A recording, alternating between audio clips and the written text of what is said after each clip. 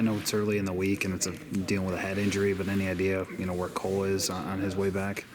Not 100%. He's working through some things. There's a chance, but not 100% cleared yet. If not, Beecher will go at left. How did you feel about Tyler, in his first start? I thought he did a good job. I really did. I love the way he stepped up, and it's the first time we really needed you to step in and handle it, and he did. And that's how you grow up as an O-lineman. You got to get thrown in, and you stay confident because of the guys around you. And he did that. He did a good job in the game. I'll say with the line, what do you see on the defensive side for Minnesota when it comes to their the front seven, and how have they contained a rushing game where they haven't allowed 200 rushing yards to a single opponent this season? Yeah, I think they've done an outstanding job. They're very sound in who they are. With the change in coordinators, I thought they've got back to really being fundamentally sound. Guys really know what they're doing. They strain. They chase the ball down extremely well. They're good tacklers, both in the front seven and in the secondary. And I think all those things lead to those numbers. They play really good team defense. And there's some standouts among that group, too. I mean, they can make plays. What have you seen from David Mormon kind of locking down one of those guard roles for you? Yeah, you know what?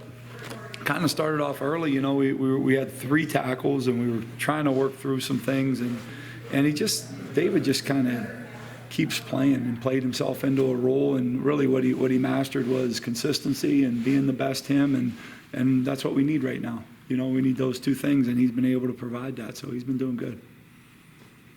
Any messages that you guys have in terms of coaches, in terms of the meetings, and obviously it's Axe Week, but any particular messages you guys are trying to drive home this week? Just, just stay focused. Use your energy. There's always some extra energy in a week like this. There's the excitement of just being the 12th game. And I think more than anything, it's focusing that energy, focusing in on your preparation, focusing on taking care of yourself, focusing on what you need to do to play your best game, in week 12.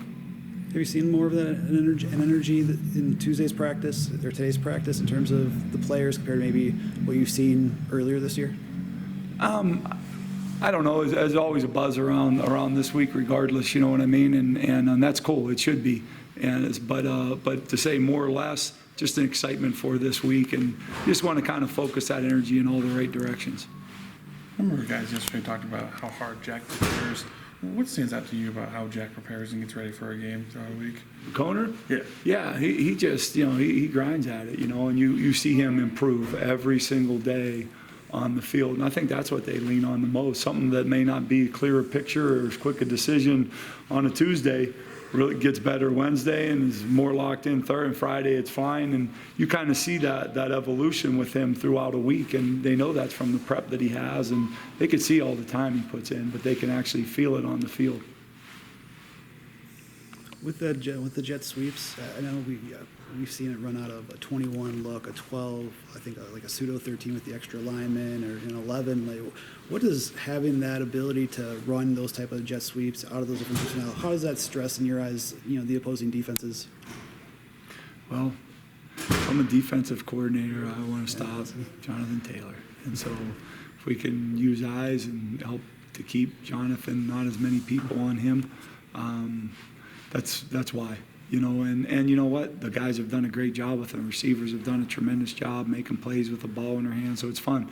Everyone's involved in it, and it's a physical. The guys get out and block their tails off. Linemen, receivers, tight ends, and it's been good. So we just keep grinding at it. How can you account for a guy like Winfield that's been playing all over the field for the Minnesota defense? You know what? I just see a tremendous competitor. He does there's one thing to pressure or to be in the right spots, another thing to pressure, be in the right spot, and make plays. And he does that. He flies around, he gets to the football, but he gets there, and he's made the plays. That's what you see all year long. So it's a credit to him, and it's going to be a challenge for us. A lot of the players, this week have been asked about, their feelings of seeing Minnesota, take the axe from them last year. As coaches and for you personally as a former player, how did that sit with you last year? You feeling as invested, as they were when something like that happened? Oh, without question. I mean, it's absolutely there, right? That's the spoils in winning the axe.